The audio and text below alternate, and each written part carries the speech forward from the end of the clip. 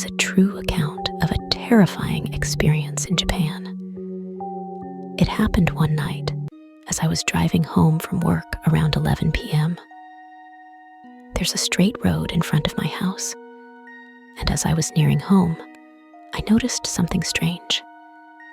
The streetlights, which were usually always lit, had all gone out for no apparent reason. This made me feel uneasy, so I switched my car headlights to high beam. That's when I saw something on the left side of the road. There's a medium-sized shrine there, one I pass by every day. But that night, there was something unusual next to the shrine. As I got closer, I realized it was a person. Feeling relieved, I thought, oh, it's just someone standing there. But as I approached close enough to see the person clearly, an icy chill ran down my spine. The person stood completely still, their back to the road.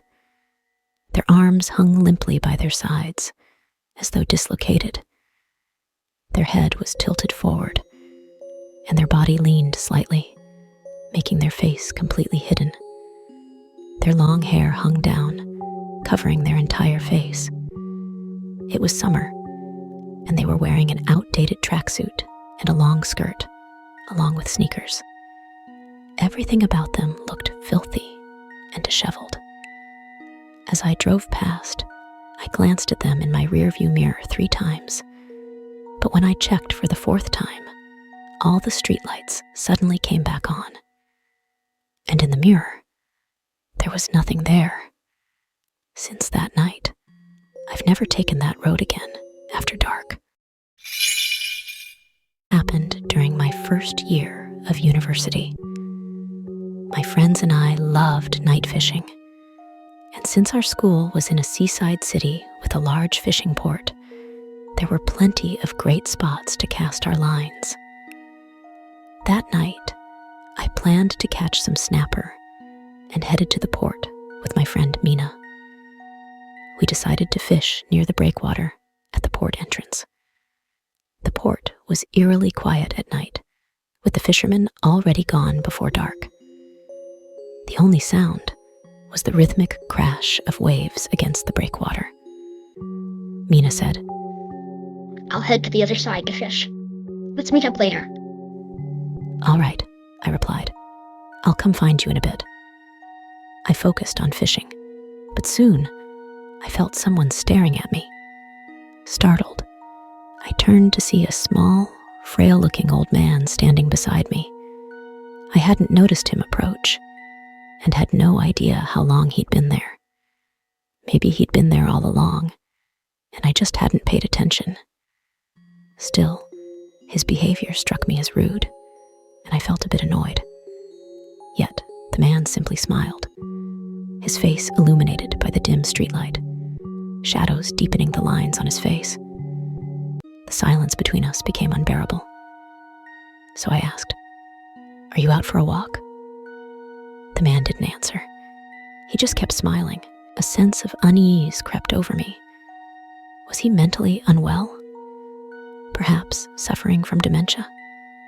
Deciding to ignore him, I went back to fishing. After some time, I noticed he was gone. About an hour later, I met up with Mina, who had been fishing for sea bass in another spot. I told her about the strange old man. She listened, then said, "Where I'm from, there's a yokai called the Sea Elder. In old legends, if you meet someone like that by the sea, you mustn't speak to them. It's said they can hear your words, steal your soul, and drag you into the ocean." I laughed nervously. "Come on, there's no way that's real."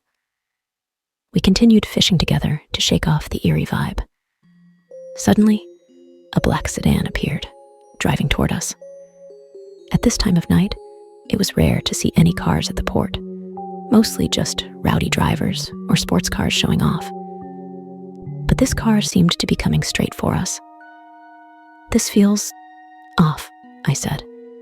Yeah, something's not right. Mina agreed. We quickly packed up our gear and started walking away from the car, but it seemed to pick up speed. Then, out of nowhere, it accelerated directly toward us. Within seconds, the distance closed to just 15 meters. Mina leaped to the right, avoiding the car, but I tripped over a ship's rope and tumbled into the water. The icy sea swallowed me, and I panicked. I barely noticed the car plunging into the water as well. Mina's shouts from the shore brought me back to my senses. Are you okay? She yelled. Looking up, I saw the car's rear end bobbing above the surface. Mina threw me a rope, and with her help, I climbed back onto the pier. We called the police immediately. The next day, they retrieved the car from the water. Inside, they found 2 bodies. One was the old man who had been watching me earlier. The other was a woman, his wife. But here's the horrifying part. The woman hadn't drowned. Her body was already badly decomposed. The police confirmed she'd been dead for over 2 months. That means the old man had been driving around with his wife's corpse in the passenger seat, and for some reason, decided to drive into the sea, trying to take Mina and me with him.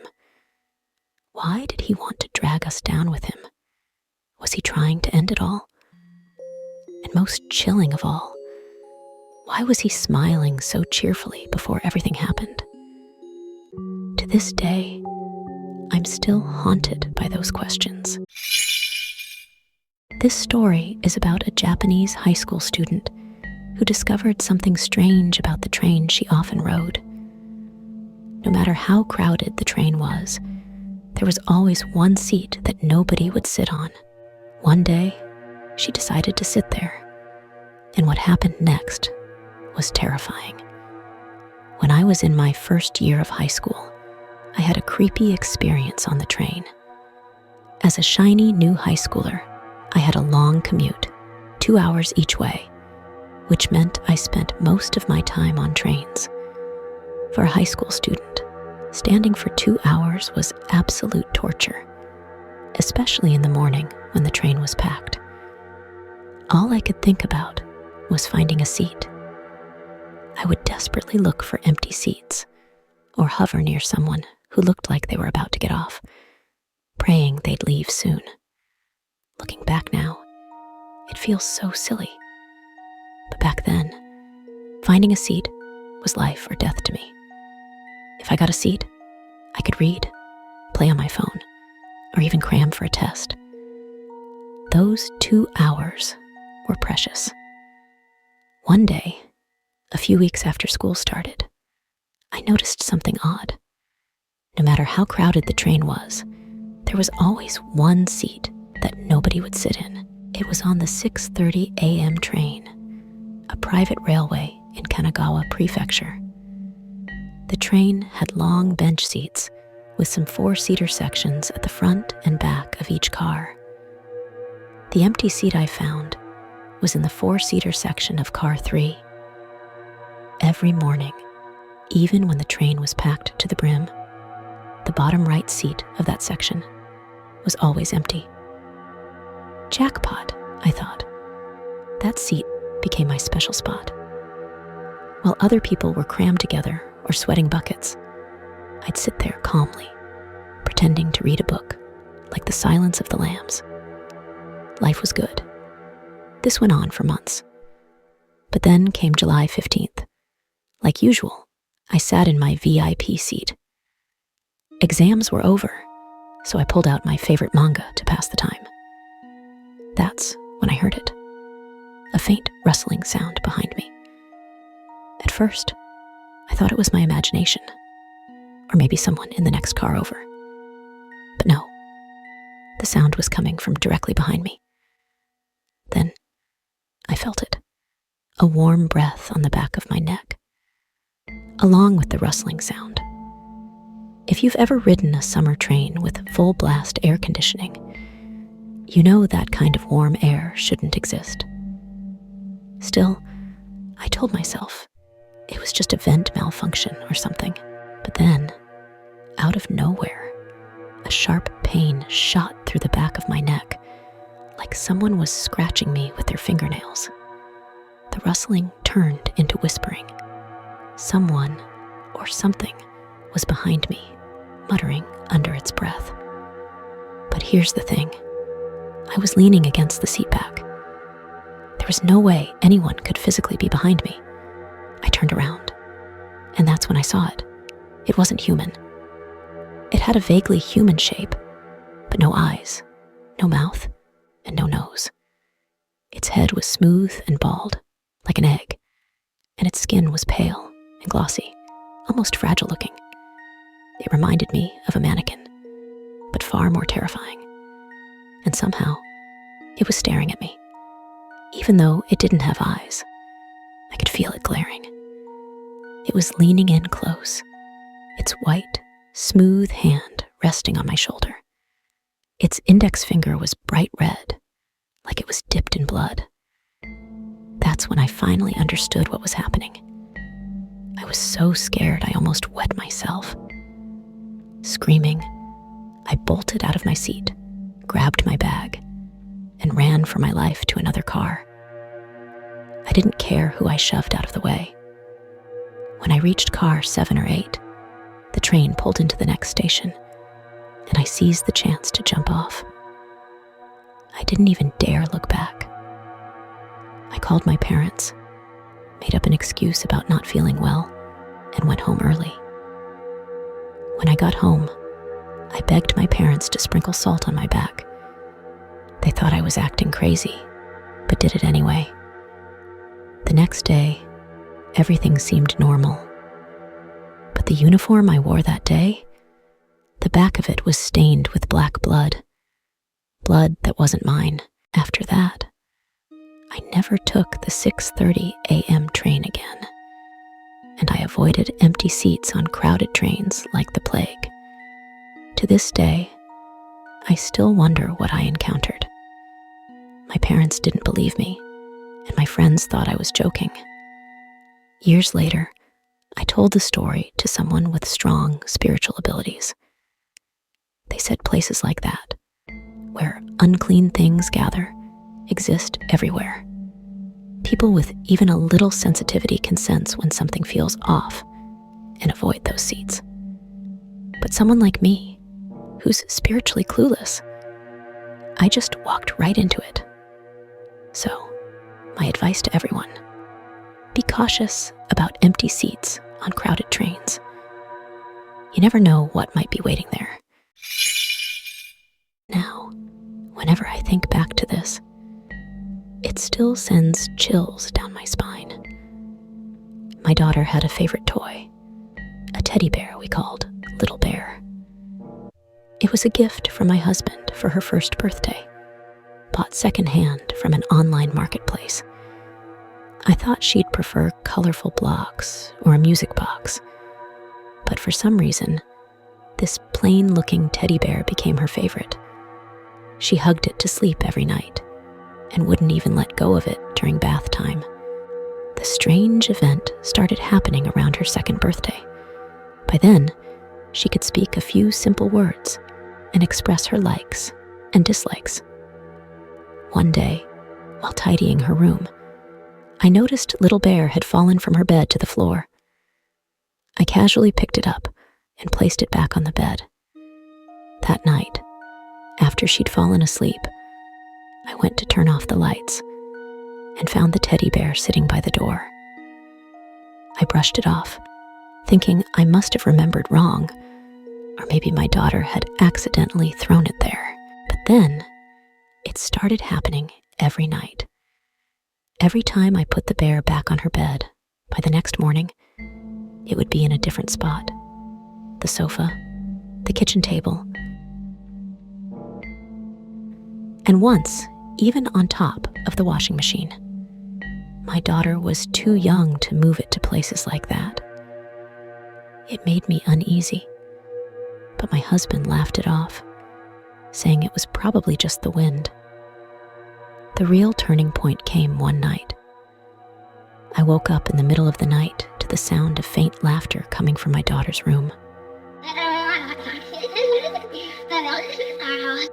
was soft, but so distinct that it made my skin crawl.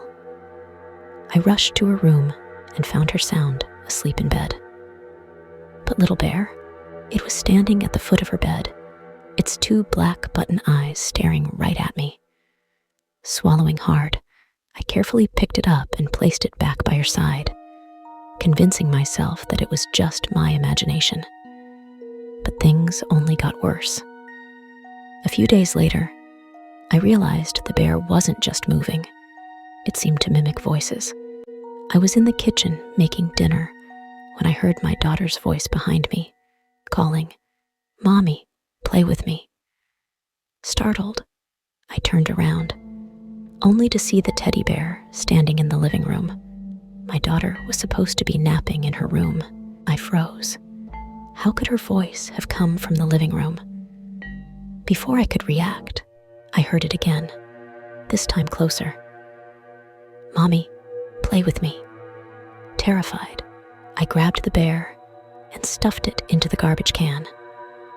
I tied the bag tightly, rushed downstairs, and threw it into the building's dumpster. That night, I finally felt like I could breathe again, believing this nightmare was over. But I was wrong. The next morning, I woke up to find Little Bear sitting back on my daughter's bed, holding a small red ball in its hands. I couldn't take it anymore. Grabbing the bear and my daughter, I rushed to the nearest temple. The temple keeper took one look at the bear, and his face went pale. He asked me where it came from, and I explained it was a secondhand purchase from the internet. After a long silence, he told me the bear contained something unclean, possibly tied to its previous owner. He performed a ritual and then burned the bear. Since that day, the strange occurrences stopped. But my daughter, every now and then, points at thin air and says, "Little Bear is back." And every time she says it, a chill runs down my spine. Maybe the story isn't over yet. This is a true horror story that happened in Taiwan. Because of work, I rented a small studio apartment in Chongshan District, Taipei. Everything had been fine until the last 2 weeks before my lease ended. And that's when strange things started happening. At first, it was small things, objects being moved. Then, at night, I began hearing sounds of things shifting in the dark. At the time, I brushed it off, thinking it must have been my imagination. One night, I was lying in bed watching a drama on my phone. The screen went black during a transition scene, and I saw a reflection in the phone. There was another head right next to mine, its pale face pressed close to me. I shot up from the bed, my heart racing. Trying to calm myself, I cautiously picked up my phone, which was still playing the drama. I turned off the screen, letting the dark reflection show, and angled it toward the pillow to see if there was anything unusual. All I saw was the pillow, no pale face. I convinced myself it must have been a trick of the scene I was watching. With just a few days left on my lease, I didn't let my mind wander too much. But that night, something happened that made me flee the apartment for good. I had a nightmare where I was lying on the bed, spread out like a starfish. A pale woman's face appeared in front of me, and she whispered, "I've finally found you." I jolted awake, heart pounding. The room was pitch black. I always slept with the lights off. But then I heard the same whisper, right next to my ear. "I finally found you." Terrified, I scrambled to turn on the light. When the room lit up, I saw long strands of hair on the floor beside my bed. I wasn't dreaming. I knew something was wrong with that apartment. I called my mom and told her everything. I didn't care how many days were left on the lease. I was packing up and going home immediately. When I got home, my my mom started telling me about something that had happened when I was a child. She said, When you were little, we didn't have much money and lived with your grandmother in the countryside. You used to look toward the kitchen a lot and even called out, Auntie, Auntie. At first, we didn't think much of it. But then, one night, while sleeping beside my parents, I woke up crying and screaming, saying, "The auntie is trying to take me. She's trying to take me." My grandmother, awakened by the commotion, came over to check on me. I pointed at my neck and said, "She's grabbing me here." When my grandmother saw the red marks on my neck, she immediately knew something wasn't right. The next day, my family took me to a temple that someone had recommended. The medium there told us it was a vengeful spirit from a past life that had come to claim me. He said the only solution was to move away as soon as possible. We left the countryside and moved to Taipei after that. After my mom finished telling me the story, my grandmother called. She told my mom, Tense situation. I know. What's meant to come will come. When I went back to my grandmother's house in the countryside, memories came flooding back.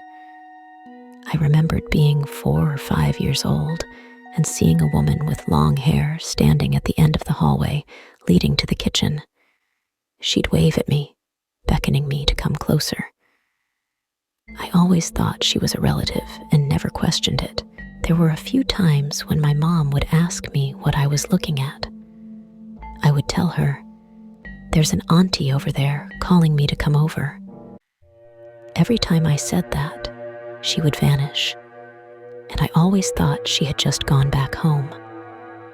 One night, I heard a woman crying outside my bedroom. For some reason, I got out of bed, knelt by the door, and peered through the gap at the bottom. What I saw terrified me. The woman was lying on the ground, peering back at me through the gap. Her pale face, streaked with blood-red tears, stood out starkly in the darkness. I bolted back to my bed, but she appeared inside the room, slowly walking toward me. She reached out and began choking me, hissing, "Your life is mine."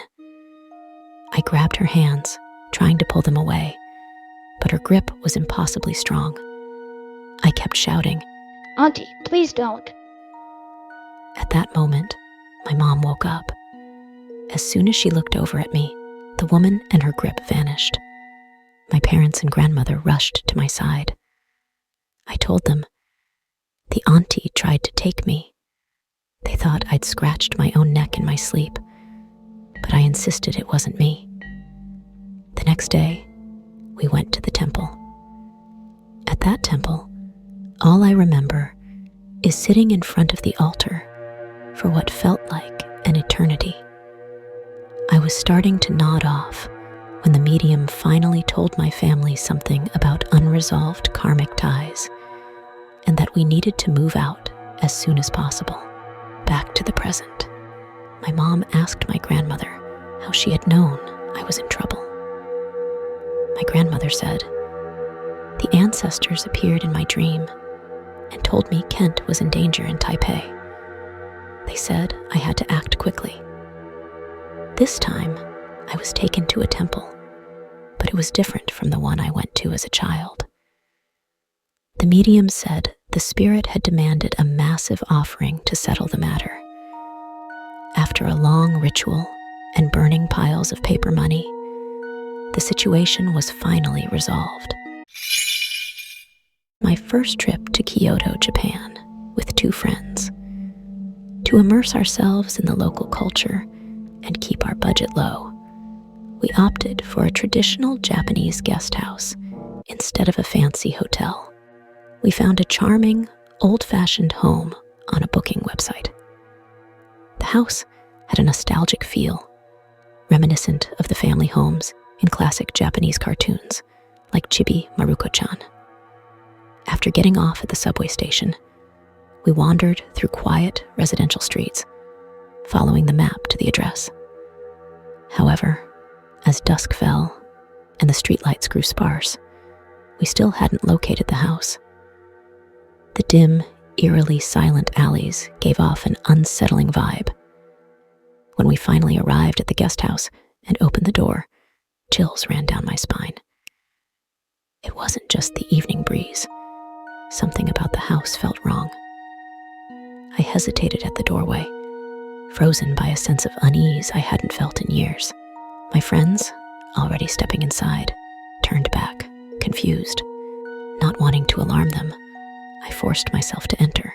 After dropping off our luggage in the tatami living room, we decided to explore the house. Trying to shake off my nerves, I headed to the bathroom to freshen up. Inside the bathroom, a small ventilation window sat above the toilet. Just as I approached, ready to relieve myself, a loud thud broke the silence. A pale face pressed against the vent, staring straight at me. My first thought was that it might be a peeping Tom, but before I could react, the face vanished. Terrified, I bolted out of the bathroom, skipping any explanations to my friends, who stared at me in confusion. I collapsed onto the tatami in the living room, trying to collect myself. But as soon as I sat down, an overwhelming sense of being watched consumed me. I felt as if figures surrounded me, staring intently from behind. The drawn curtain over the window caught my eye, and an internal voice screamed, "Don't go near it." Despite my fear, I couldn't stop my body from moving toward the curtain. My hand trembled as I reached out to pull it aside, against my own will. Just as my fingers brushed the fabric, one of my friends tapped my shoulder, snapping me back to reality. She asked what I was doing, and I could only thank her silently. Who knows what would have happened if she hadn't stopped me. I retreated to the bedroom, retrieving a protective charm my mother had given me before the trip. Clutching it tightly, I returned to the living room, laying it on the table in plain sight. My friends, noticing my behavior, wisely said nothing. A shared understanding passed between us. Whatever was in this house, we didn't want to acknowledge it out loud. The charm provided some comfort, and the oppressive atmosphere lightened slightly. Exhausted from the day's activities, I thought I would sleep soundly. I was wrong. We slept on futons, soft and cozy. At first, I drifted off easily, but in the middle of the night, faint footsteps echoed down the hallway. Through the gap between the sliding doors, I saw shadows moving outside. Assuming one of my friends had gotten up, I glanced at their futons, all still sound asleep. I shut my eyes tightly, trying to ignore the footsteps pacing back and forth. The whole night, someone kept pacing back and forth in the hallway. When dawn broke, I joined my friends, who were sitting in the hallway overlooking the courtyard. In the daylight, the courtyard revealed its beauty, but something about it felt oppressive. It reminded me of scenes from horror films where ancient wells hold dark secrets. The next 2 days in the guest house were less unnerving, possibly because I relied on the charm for protection. Once we moved on to Osaka, the unsettling feelings vanished entirely. After returning home, I shared the experience with my mother. She laughed softly and told me, "Our family deity warned me something might happen during your trip, which is why I insisted you take the charm." She explained that Kyoto, as an ancient capital, is filled with old spirits. Staying in a traditional guest house, which was once a family home, likely drew the attention of the house's ancestral spirits. They were curious, she said. You're not part of their family, so they wondered why you were there. Since you could sense them, they couldn't resist playing tricks on you. Looking back, the experience feels surreal. Perhaps the spirits were merely playful, but I'll never forget the face in the vent or the invisible forces guiding my hand toward the curtain. Next time, I'll think twice before choosing such an authentic guest house. Hi, I am Kelly. In Taiwan, we sometimes believe that abandoned items on the roadside might bring misfortune. My husband has been a master scavenger since his college days. To him, roadside trash piles are like treasure troves, always filled with the possibility of finding something valuable. But he never imagined that some things should never be taken. One night, after finishing his part-time job, he spotted a helmet discarded by the roadside. It was practically brand new, sleek in design, and even a limited edition from a well-known brand. For a student who couldn't afford name-brand items, this felt like a gift from the heavens. Without hesitation, he picked it up, dusted off the outer shell, and took it back to his dormitory. At first, he was quite pleased with himself, wearing the helmet every day to work. But after a few days, things started to feel off.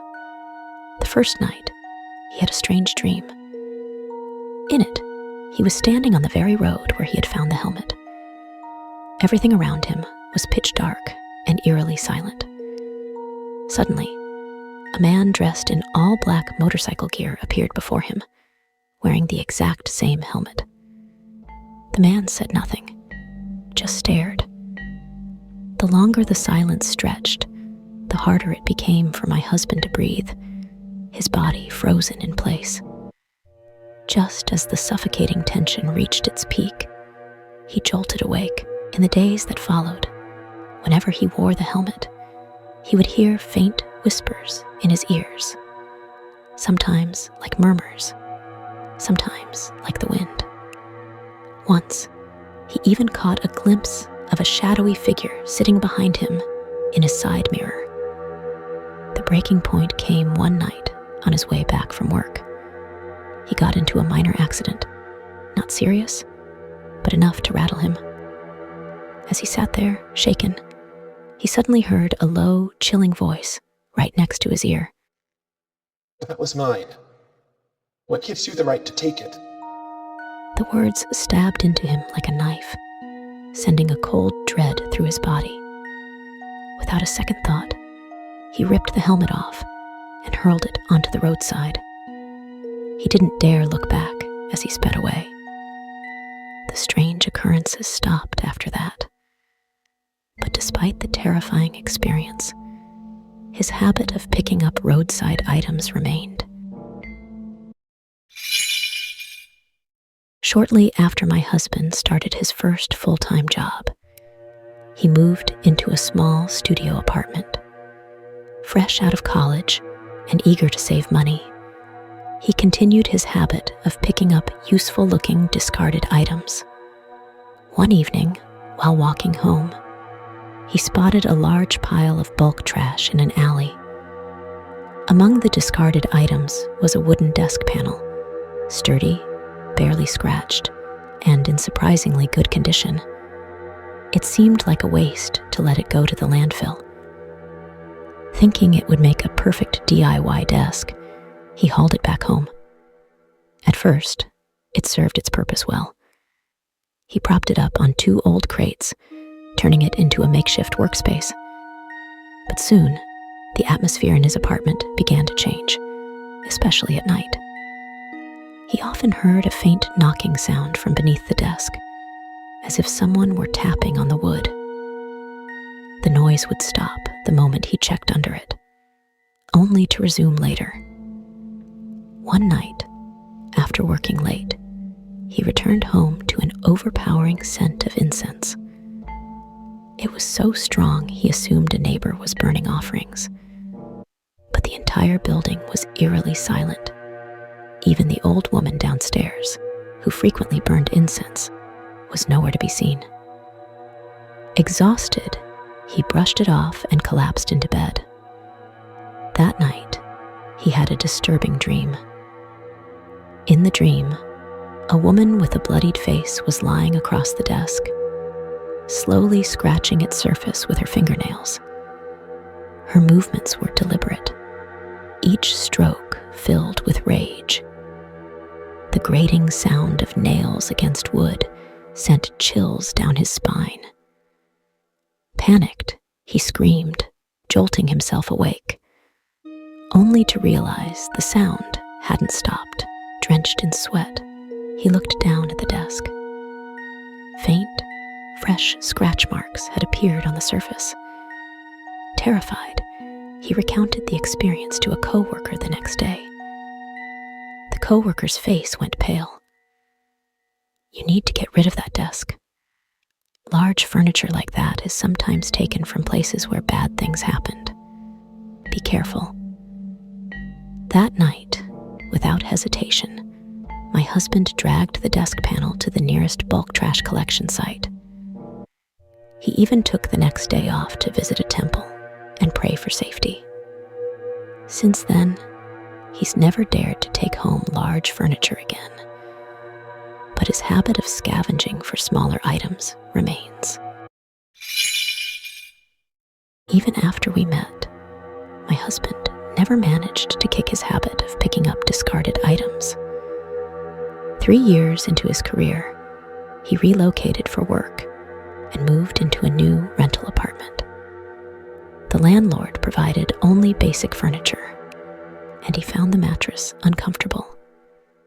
Just as he was considering saving up for a new one, fate once again placed a treasure in his path. One weekend evening, on his way home from work, he noticed a pile of large, discarded items by the roadside.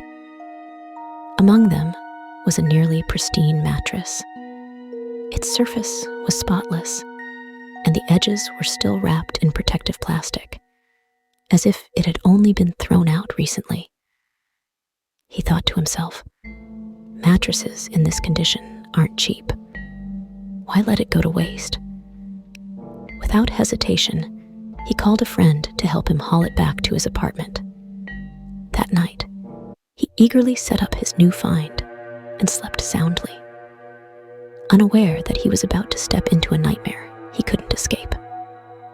On the first night after bringing in the mattress, he experienced sleep paralysis.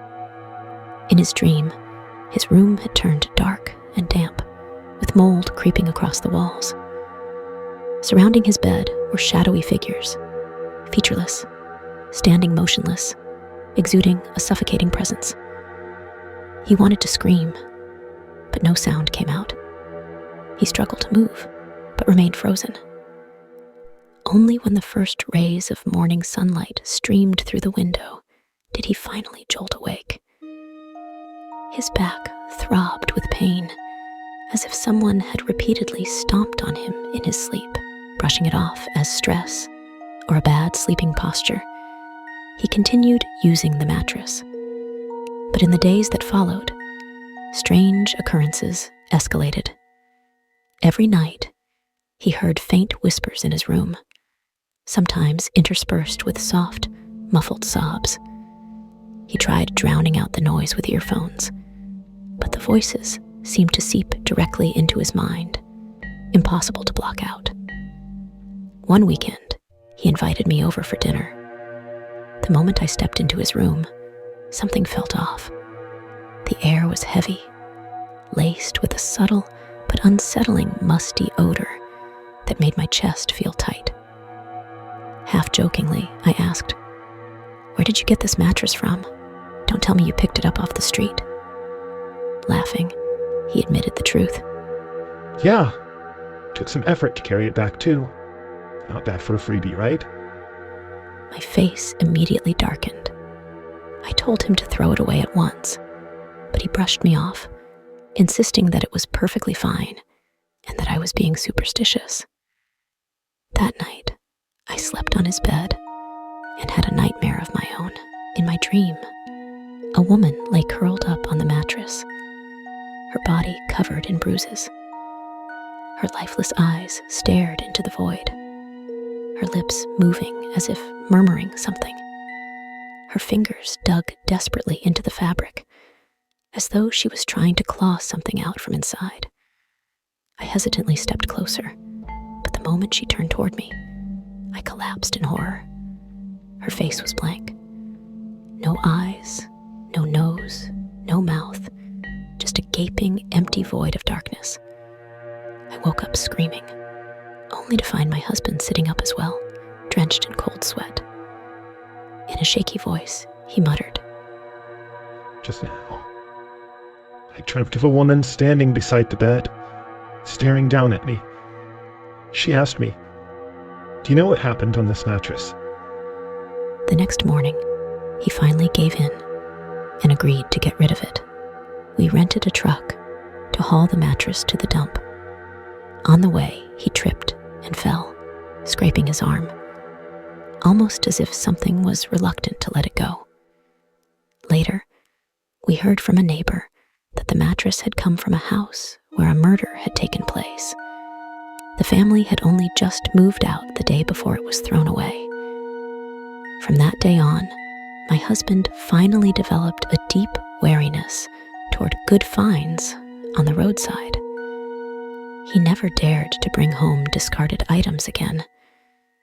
But every time he recounts these stories, he sighs and says, "It's not that you don't want them. It's that you can't take them." Hi, I'm Kelly. This is a first-hand experience submitted by a Taiwanese netizen. Dolls are really easy to become vessels for strange things to attach to, just like Annabelle. Due to family circumstances, my sister grew up in China. Though she lived there most of the time, she would occasionally return to Taiwan. Each time she came back, I would cherish our time together, taking her on trips around Taiwan, introducing her to my friends, and indulging in delicious street food. These brief visits always left her reluctant to leave, her heart full of memories. But this visit was different. This time, the memories etched into her mind would be unforgettable for another reason entirely. Perhaps due to cultural differences. Shrimp fishing farms are not common in China.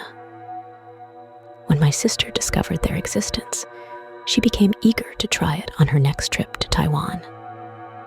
As a thoughtful older brother, I naturally wanted to fulfill her wish. So, I planned an evening out with a few high school friends. We would have dinner together, then head to a shrimp fishing farm, and even sing in a private karaoke room there. It was the perfect plan for a fun-filled night. The day arrived, and as evening approached, my sister excitedly got ready. Everything went smoothly. The dinner was lively, my sister enjoyed shrimp fishing, and we sang our hearts out in the KTV room. On our way home, however, exhaustion took over, and she dozed off in the car. Once we got home, something felt off. My sister seemed dazed, as if her soul hadn't fully returned. Sometimes, she wouldn't respond when I called her. Other times, she stared blankly at the ceiling. She looked completely lost. I chalked it up to exhaustion. Since she usually stayed in my room when she visited, I reassured myself that if she felt unwell, I would be there. With that, I took a shower and went to bed early. The next morning, I had errands to run at the township office, so I left early. Before leaving, I glanced at my sleeping sister, deciding not to wake her. When I returned with breakfast, I opened the door to find her fuming. Brother, why were you knocking on my door all morning but not saying anything? She demanded. I left early.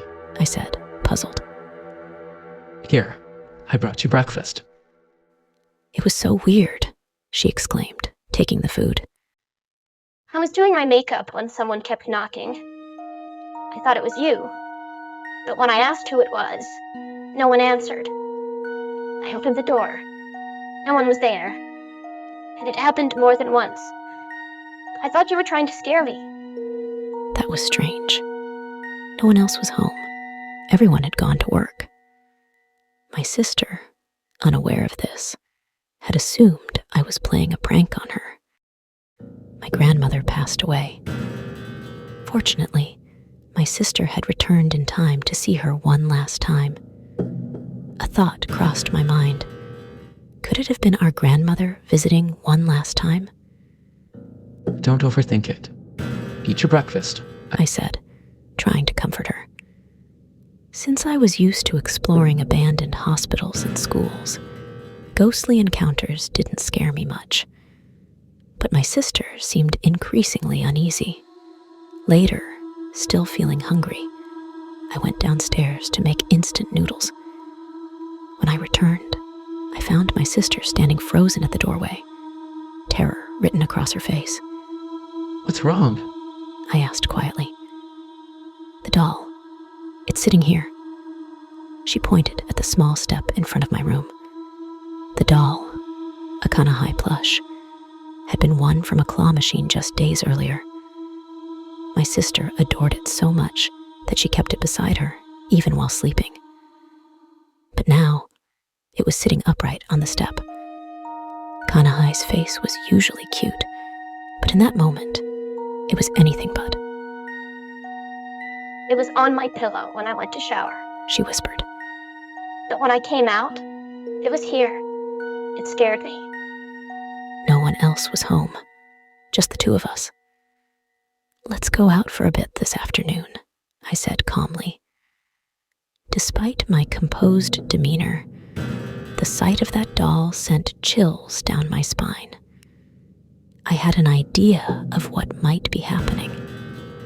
The first thing that came to mind was visiting a temple. A friend of mine had a family shrine dedicated to Lord Wang Ye. Though not a large temple, it was well respected and known to provide guidance to devoted followers. When we arrived, my friend, usually welcoming, unexpectedly told my sister not to enter. Why? What's wrong? I asked, an ominous feeling creeping in. Our guardian spirits won't let her in. He said, looking at me grimly. His words confirmed my suspicion. Something had followed my sister home, and he had no prior knowledge of what had been happening. I left my sister outside and explained everything to my friend. He decided to seek guidance from the deity. First, we needed to confirm if something was truly attached to her. We performed a ritual, seeking divine answers through divination blocks. Several confirmations later, my friend's expression darkened. Is it bad? I asked, hands pressed together in prayer. It's difficult to handle. His face was rarely this serious. I glanced at my sister outside. She was sitting on a chair, swaying slightly, as if her body wasn't entirely under her control. This isn't a ghost. It's a demon. Not male, not female, not human. It's a kind of entity. He continued consulting the deity. Take her home. Lord Wang Ye says this must be resolved on your side. Thankfully, it bears no strong ill will. It's just latched onto her due to a matching energy. It can be reasoned with. Burn some spirit money after the ritual, and that should be enough.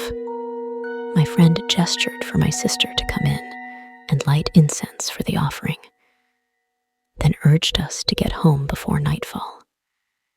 Across from our house, there was a small shrine dedicated to Ji Gong, a legendary monk who helped people with a magic fan. The temple rarely conducted rituals, but the moment I brought my sister home, the temple keeper informed us that a ceremony would be held that very night. By then, my sister's condition had worsened. She barely seemed like herself anymore. Her gaze was empty, her expression vacant. Guilt gnawed at me. I hadn't protected her well enough. If only I had taken her home earlier, maybe she wouldn't have brought something unclean back with her. That night, my sister stepped into the shrine, and the ritual began. It lasted far longer than I had expected. Qigong revealed that the presence clinging to my sister was a kind of wandering spirit, a ghostly entity drawn to her weakened aura. It had followed her home, using the doll as its vessel. While it hadn't yet shown any intent to cause harm, it remained attached to her. To send it away, we had to burn joss paper and incense at the end of our street. We were warned not to look back once the ritual was complete and to return home immediately. We walked to the designated spot and began the burning. Strangely, though the night had been still, a sudden gust of wind picked up, swirling around us and carrying the burning joss paper high into the sky. The ashes danced upward, vanishing into the darkness. Once we had ensured everything was burned to completion, we turned and left without looking back. My sister's condition had deteriorated to its limit. Her body moved stiffly, as if she were a shadow puppet being dragged along, like a lifeless marionette. Back home, I remained uneasy, but my sister assured me she felt better, and the moment she lay down, she fell into a deep sleep. Seeing that, I finally allowed myself to rest as well. The next morning, I woke to find her already up and washing up. I asked how she had slept. She told me that in her dreams, she had been walking down a long, straight road. As she walked, she saw a soft, white glow ahead. Slowly, it took shape. A small, humanoid figure, no taller than 1.3 meters. It had no eyes, no mouth, just a silhouette, like a spirit from the mountains, something ancient and otherworldly. The figure slowly raised a hand, waving at her, as if saying farewell. Just as my sister registered what was happening, it suddenly turned around and disappeared without a trace. Hearing this, I nodded in understanding. As long as you're all right, that's all that matters. And with that, I finally let go of the weight in my heart. 2 weeks later, my sister was packing for her departure to Spain for her studies. As she zipped up her suitcase, I noticed something tucked inside. What the hell? Why do you still have this? I yanked the Kanahai doll out of her luggage, staring at her in disbelief. Why are you freaking out? Didn't we already send it away? She snapped, snatching the doll back. It's cute. Why should I throw it away? That would make it sad. I hesitated, but in the end, I couldn't convince her otherwise. She took the doll with her to Spain. Surprisingly, my sister's years abroad were incredibly smooth. Whether it was her studies, traveling across Europe, or handling emergencies, everything always worked out. She never fell ill or got injured, and whenever she faced trouble, things seemed to resolve effortlessly. She even took selfies with the doll at famous landmarks, as if it were her guardian spirit, always watching over her. Now, years later, she's graduated, and the doll has remained by her side. As I write this, I glance at the upper right corner of my bedroom door. A protective talisman from Master Qigong has always been there. So why? Why do I sense that something has returned with her? Maybe I've been staring at my screen for too long. Feeling stiff, I stand to stretch and head to the bathroom. As I pass the door, I glance at the talisman, a pale yellow paper inscribed with black and red ink. Suddenly, it flutters down. My hand trembles as I pick it up, and then I see it. A deep, jagged tear splitting the back of the talisman wide open. All the men in my family have encountered a strange entity called Baba. To be precise, they see it once during their adolescence. According to my grandfather, Baba appears at night while they sleep, perching by their pillow and plucking their hair to devour. The process lasts for several minutes, but there is no pain, only the unsettling sensation of hair being pulled away. By morning, loose strands litter the pillow, and after that, Baba is never seen again. Perhaps due to this, every man in my family begins balding in their 20s. Of course, it could just be genetics. Since I'm female, I assumed this didn't concern me. But my younger brother wouldn't be so lucky. Our grandfather warned him to be prepared. Long ago, one of our ancestors tried to escape during the hair plucking, only to die mysteriously soon after. My uncle sternly advised my brother, if Baba appears, do not move, do not react, and do not attempt to run. Just stay still and let the ritual finish. Rather than fearing the supernatural, my brother was more horrified by the prospect of early baldness. Determined to avoid it, he shaved his head when he entered junior high. Grandfather merely glanced at him and said, "It won't work. We all tried that before." And so, my brother quietly grew his hair back. Our father, too, lost his hair after his encounter with Baba. Embarrassed, he concealed it with a wig. In all our childhood photos, he appeared to have a full head of hair. One day, my father retrieved that very wig from his dresser and handed it to my brother. "When you meet Baba, this will be yours." That wig would later become the cause of an unexpected disaster. A few months into junior high, my brother excitedly whispered to me one morning, Sis, don't tell anyone. But Baba came last night. I was startled. You saw it? Was it terrifying? Are you okay? My brother grinned. "It's fine. I got rid of Baba." I blinked. "You fought it?" "Nope." My brother smirked and proudly pulled out my dad's wig. Ever since our father's remark, he had been equipping himself with the family heirloom every night before bed. Beaming, he continued, I didn't dare look at Baba, but I could feel it. It pulled my hair, but only the wig's hair got plucked. My real hair was untouched. I didn't feel a thing. Baba gave up after an hour and disappeared. It was scary, but I totally won. I have to pass this trick down to my kids. Back then, I simply thought, wow, he actually tricked Baba. My brother is amazing. A month later, everything took a terrifying turn. During class, my brother suddenly clutched his head in pain and collapsed, losing consciousness. The doctors ran a CT scan, an MRI, and various detailed examinations, but found no cause. One doctor said grimly, "He may not regain consciousness. His condition is unstable. Please be prepared for the worst." I hadn't connected the incident to Baba until our grandfather arrived from the countryside. When I explained everything to him, his expression darkened. "Meddling with forces beyond your control," he muttered, then immediately called an old family acquaintance, a Shinto priest. The priest arrived 2 hours later.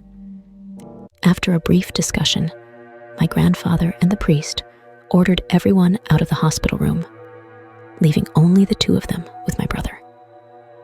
Outside, my father looked grave. My mother wept uncontrollably. Grandfather, eyes shut, murmured prayers.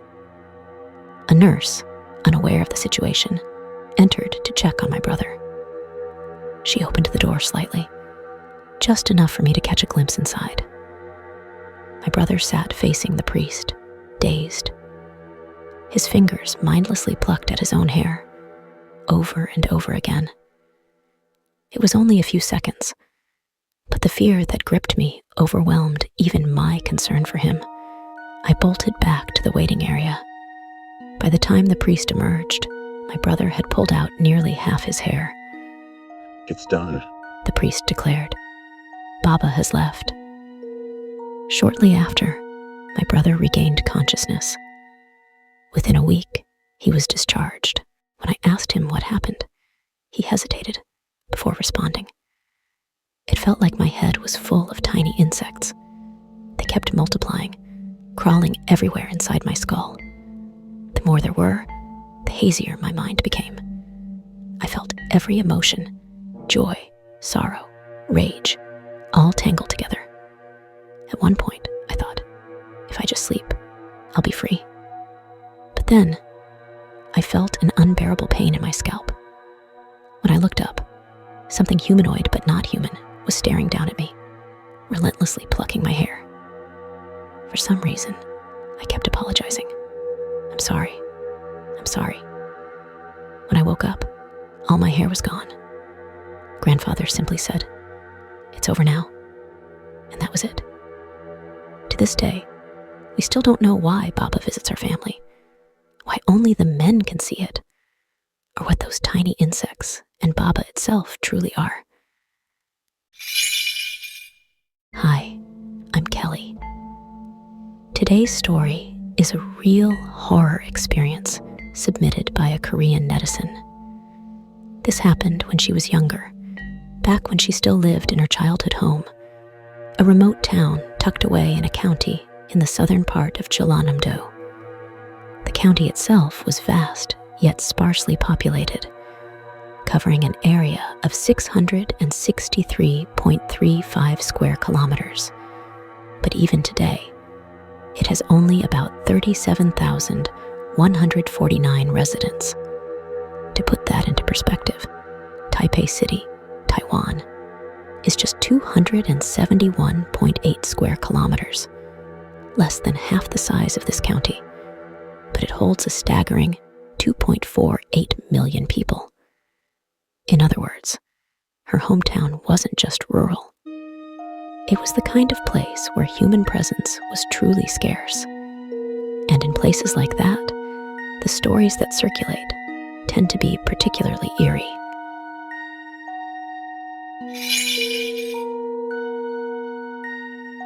I was 17 at the time, living in a small town where strange occurrences were almost routine. The village elders had passed down countless taboos. Certain paths we must never take after dark, thresholds we should never step on, bodies of water we should never approach after 6 in the evening. We had grown up hearing these rules, and perhaps because of that, we had always managed to coexist, however uneasily, with them. But that day, we forgot those rules. The school had hosted a farewell party for the seniors, who were about to leave for prestigious city schools. The atmosphere was lively and celebratory. My friend Anne suggested that after the event, we should gather a few people and head to the river for a swim. After all, the place wasn't far from the village, and we'd gone there many times before without incident. There was nothing to be afraid of. So, we set off on foot. When we arrived, I noticed an old wooden sign by the riverbank.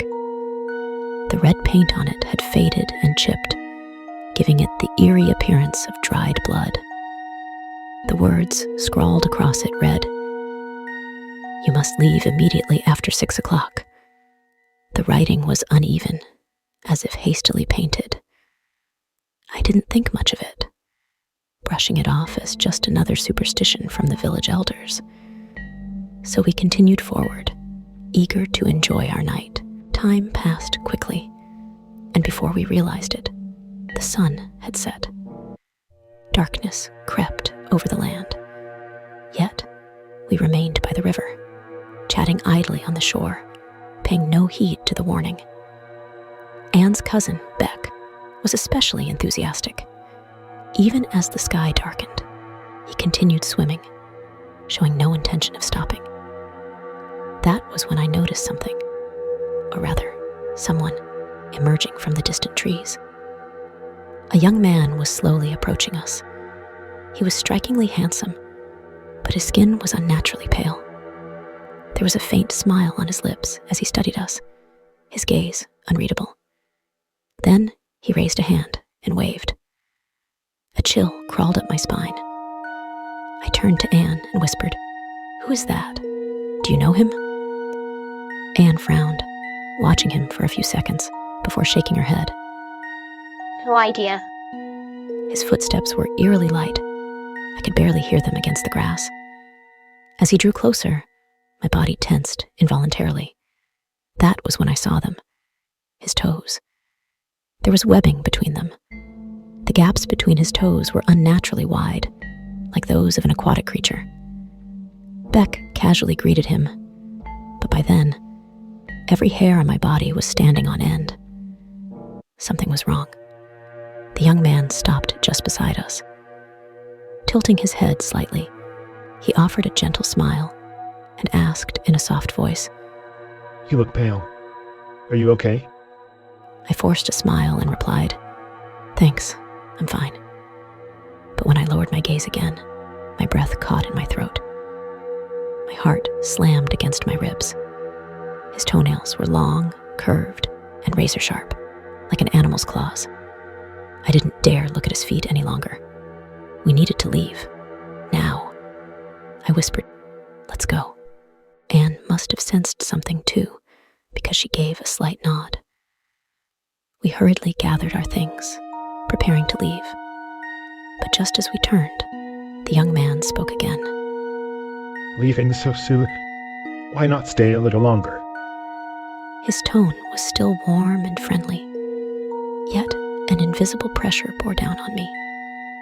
I felt as if something was watching us, something we couldn't see.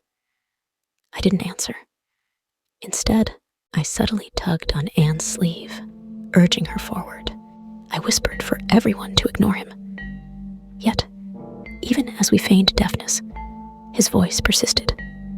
Gentle at first, but gradually turning hoarse, rasping, then dripping with an eerie amusement. Do you know what happens when you ignore me?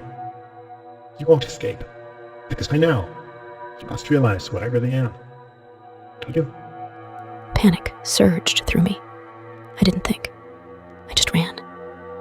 But no matter how far we ran, we never seemed to leave the riverbank. We were trapped. My lungs burned. My heartbeat pounded in my ears, drowning out all other sound. A thought flashed through my mind. I need to hide. I ducked into a thick patch of grass, holding my breath. But just as I tried to steady myself, a voice whispered right beside my ear. You can't run, little girl. I know you saw my feet. I lifted my head and met his eyes. He was staring right at me, his lips curling into a chilling grin. The last thing I saw before everything went black was the glint of his fangs. When I woke up, I was in my home. My parents and the village shaman were standing by my bedside. My father told me that the villagers had found me unconscious by the river. But when I asked what had happened, they refused to say a word. Back then, the elders never spoke of such things. No matter how many times I pressed them, they remained tight-lipped. What was even stranger, Beck was nowhere to be found. He had vanished without a trace. And on Anne's arm was a deep, claw-like wound. I asked her what had happened. She only remained silent. What exactly took place that night? To this day, the only thing that lingers in my mind is the look in that young man's eyes, and the sinister grin he wore as he bared his fangs. This happened during the summer of 2017. At the time, my cousin and I lived close to each other, and he often invited me out to hang out. That afternoon, around 3:30 p.m., we were both feeling bored. I'm so bored. Let's go out for a bit. My cousin kept saying. We had no idea where to go at first, but then we thought of Chungsing Lake, which wasn't too far away. Since the park had limited opening hours, we quickly got ready and got there. After parking, we wandered around aimlessly, passing a pavilion by the lake before heading up a small hill to another pavilion. The breeze up there was especially cool and refreshing, so we sat down to rest for a while. When we finally checked the time, it was already past 4 p.m. Deciding it was time to leave, we figured the side gate would be closer, so we took a path leading in that direction. Everything seemed normal at first, though the number of people around us gradually dwindled, and the atmosphere started to feel a bit eerily quiet. When we reached the side gate, a security guard waved at us and told us it had already been locked. We would have to exit through the main gate instead. I checked my watch. It was exactly 5 p.m. Not wanting to take the long way around, we decided to take a shortcut via a stone path that led through a barbecue area. It should have been a quick detour back to the main entrance. But as we stepped onto that small path, something terrifying happened. The sky was getting darker, making it harder to see.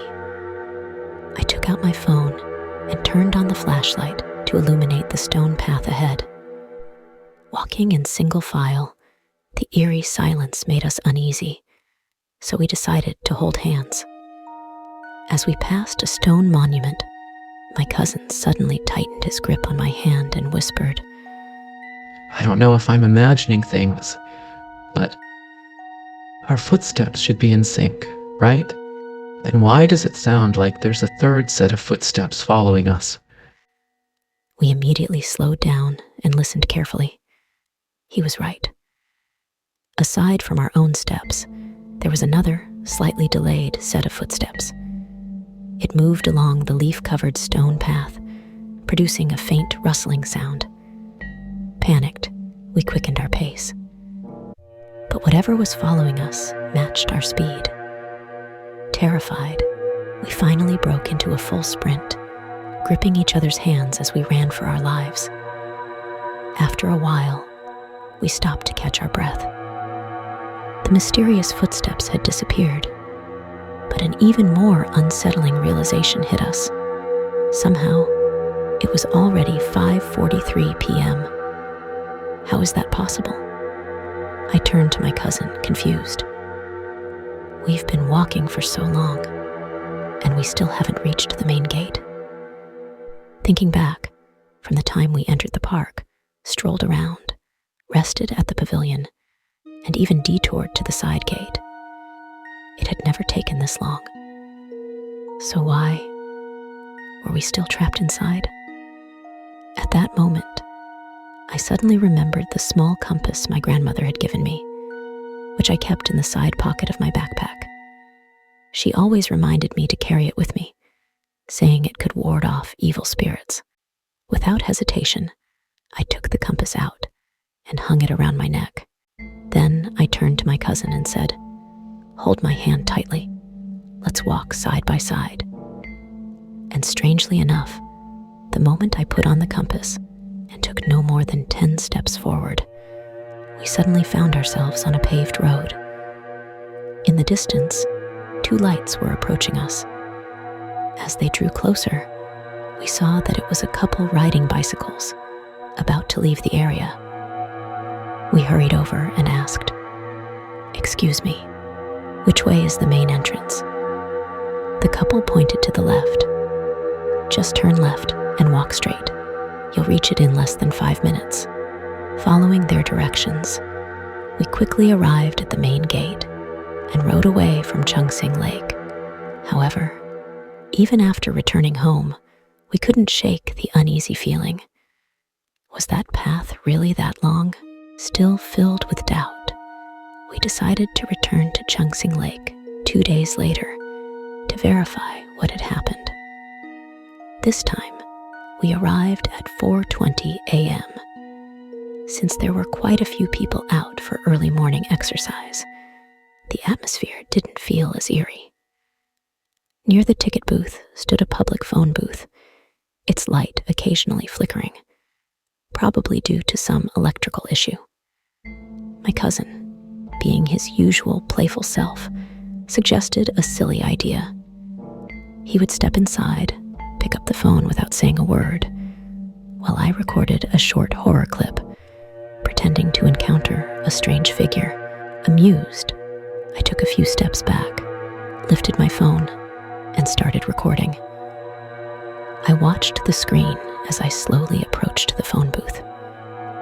But just as I reached it, at that very instant, the booth's light went out completely and never turned back on. Startled, I immediately stopped recording. My cousin stepped out at that moment, laughing. What a coincidence. Oh well, let's head in. We retraced our steps along the same stone path, carefully observing everything around us. We even spotted the same stone monument from before, confirming that we had taken the exact same route. But this time, it took us less than 10 minutes to reach the paved road. Following the couple's previous directions, we arrived at the main entrance within 5 minutes. How is this possible? We exchanged bewildered looks, unable to find an explanation.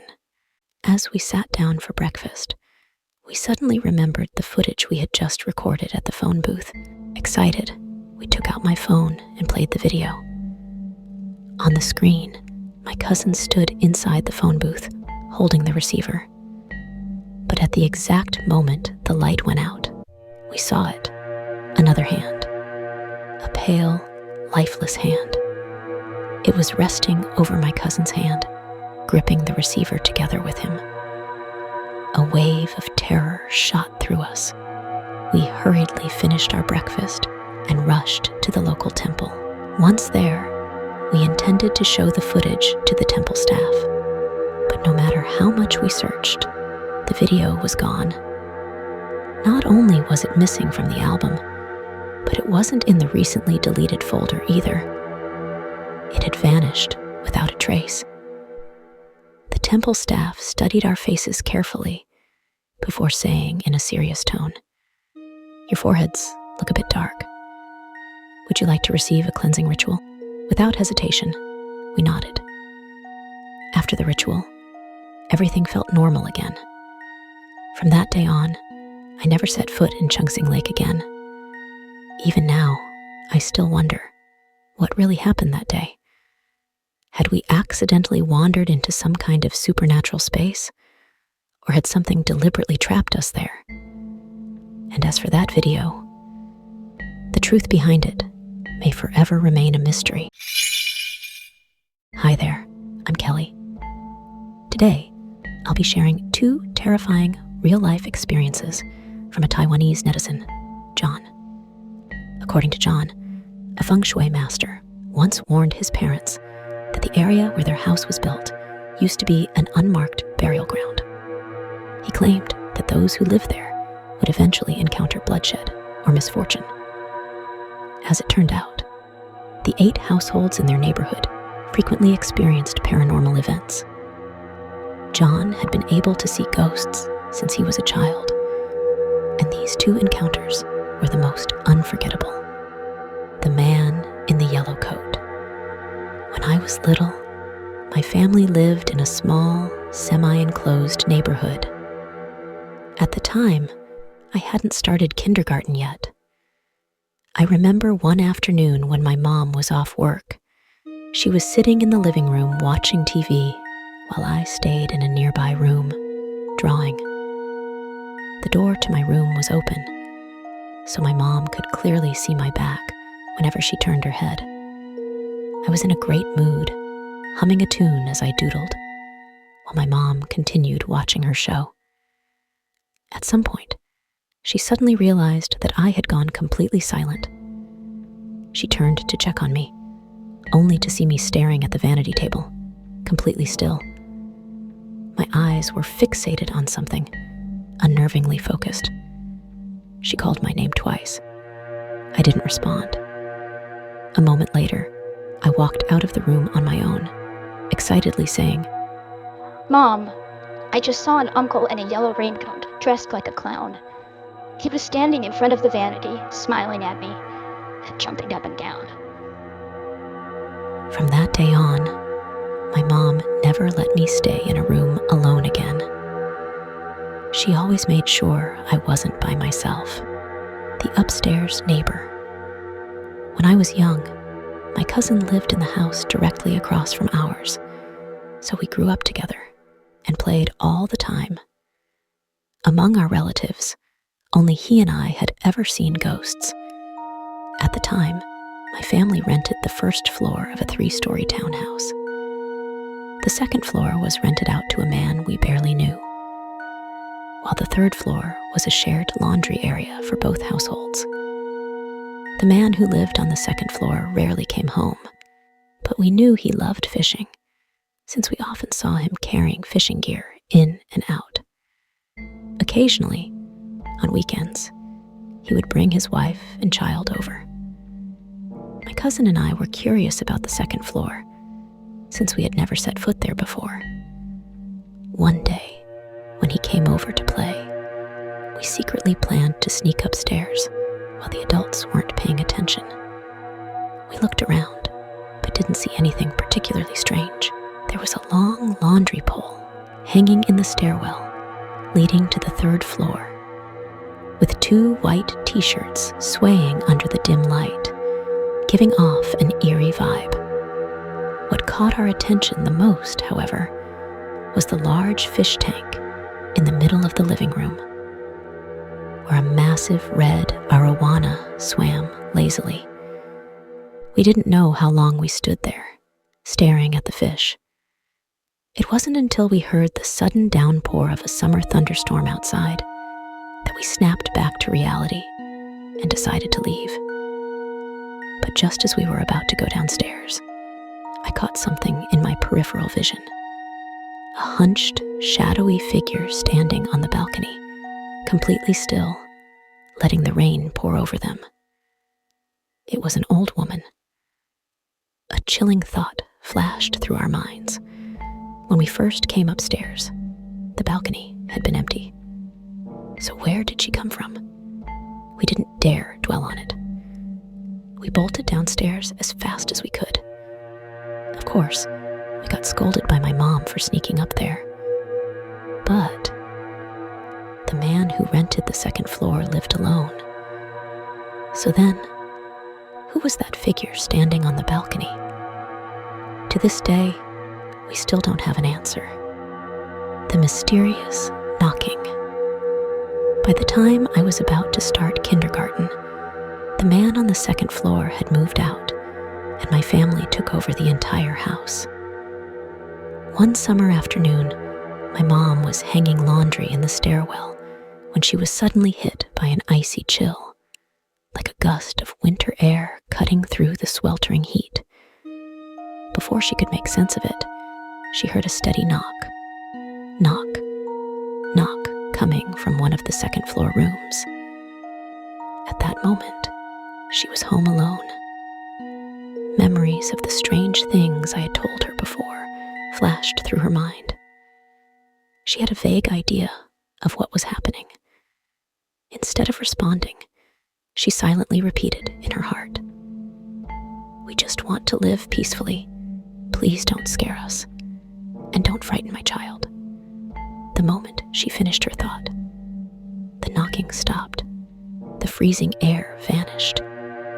She quickly finished hanging the clothes and hurried downstairs. From then on, she never stayed alone on the second floor for too long. We lived there for a while longer, but in the end, we moved out. If you want to see my videos faster, please like and subscribe to my channel and press the bell icon to get new video updates.